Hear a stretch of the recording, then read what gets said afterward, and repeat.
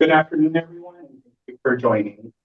Have you ever thought about how your body fights off millions of germs every single day, often without you noticing?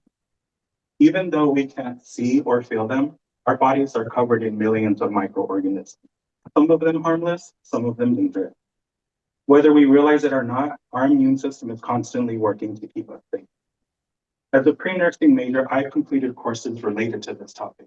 And with my knowledge and research, I feel confident informing you about what the immune system is, how it works, and why it's important. So what is the immune system? Well, if you think of your body like a house, your immune system are the doors and windows that stay locked to keep unwanted visitors out. The immune system is made of several organs, each with dedicated functions. And here is a beautiful visual to help you see where they are. The liver filters toxins and bacteria. The appendix in the large intestine stores good bacteria to maintain gut health. Peyer's patches in the small intestine monitor gut bacteria and will respond to infections if needed.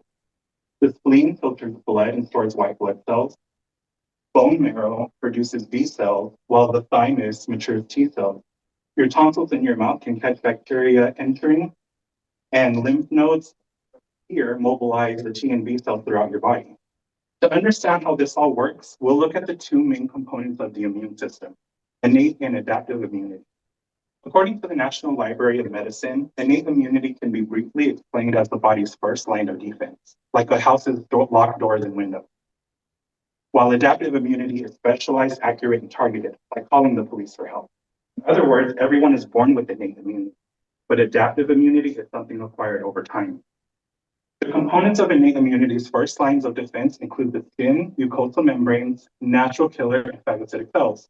The surface of the skin contains an interesting property. It's slightly acidic, which creates a hostile environment that some harmful pathogens can't survive in. Pretty cool, right?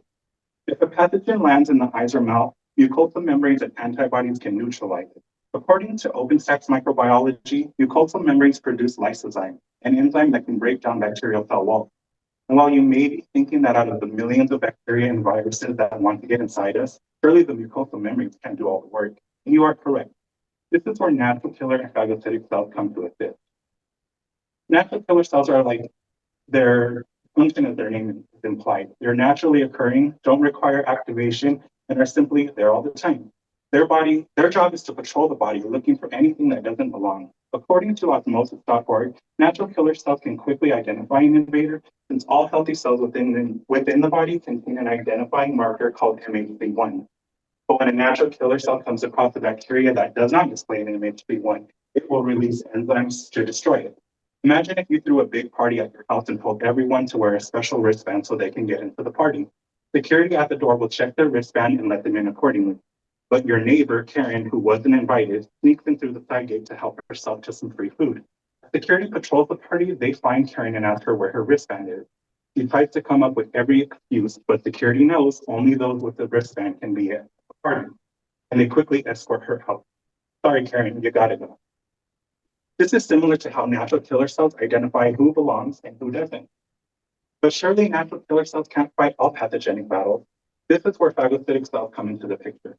Phagocytic cells are consumers. They work alike natural killer cells to engulf foreign bodies like bacteria or dead cells and transport them to designated areas of the body to be disposed of. Think of them like the janitors of the immune system, always keeping things clean and tidy. So let's see. Skin, mucosal membranes, enzymes, natural killer cells, phagocytic cells, seems like enough to keep us safe, right? Well, some viruses and bacteria can evade these initial defenses, and this is where adaptive immunity comes into the picture. Think of adaptive immunity as the big guns of the immune system. Without delving too much into the complexity, let's just focus on B and T cells. T cells have two primary functions. The first is to create antibodies, which bind to antigens to immobilize them or make it hard for them to cause harm. Antigens are proteins on the surfaces of bacteria and viruses. They're specifically shaped, which allows B cells to produce specific antibodies for that shape, similar to a lock and key. B cells also act as antigen presenting cells. They show the antigen to T cells, which is eventually them saying, hey, we got a problem. This is what the bad guy looks like, and we need all help we can get. This is similar to the way you would call the police and give a description of someone who's committed a crime. Once activated, T cells actively seek out any cells that are infected. Cytotoxic T cells directly attack infected cells so that a virus cannot continue to multiply, and helper T cells act as organizers, coordinating an immune response at the scene of the infection to remove dead cells, as well as encouraging B cells to produce more antibodies. At this point, your body is likely exhibiting symptoms such as a fever or a cough. Once your immune system has the upper hand, it will continue to fight, but eventually it needs to pull back enough so that it doesn't cause damage to healthy cells. This is where regulatory T cells come in and tell the fighters to stand down. While your body is fighting internally, you are doing what you can externally, resting, watching Netflix, and staying hydrated. And before you know it, you're back to your normal healthy self. You would actually be sick a lot more if it wasn't for your B cells. According to the Journal of Allergy and Clinical Immunology, after an infection, some of the B cells that came in contact with the antigen will become memory cells. They will forever produce specific antibodies that help the body overcome the infection. Not only was your body fighting a vicious battle, it was cataloging these antigens and storing them in the cellular memory for later use. In the event that the same virus or bacteria returns, your immune system will know exactly how to fight it since it's already done so before. How cool is that? Bacteria and viruses are like your neighbor Karen. They want in on the fun, are not invited, and are likely to stir up some drama. And while they might kill the mood of the party for a little while, the security guards are already on their way to have them removed. So as you can see, your immune system is complex and important. Skin and mucosal membranes provide physical and chemical defenses to keep you safe from external factors. Natural killer and phagocytic cells, they can destroy things that don't belong. And when harmful pathogens seem to have evaded initial defenses, your B and T cells can work together in an organized fashion to get things back in order. Even as you sit here now, your immune system has been hard at work to keep you safe. The next time you begin to get that sore throat, try not to dread on the thought of getting sick, but instead think about the hard work your immune system was doing even before your symptoms began.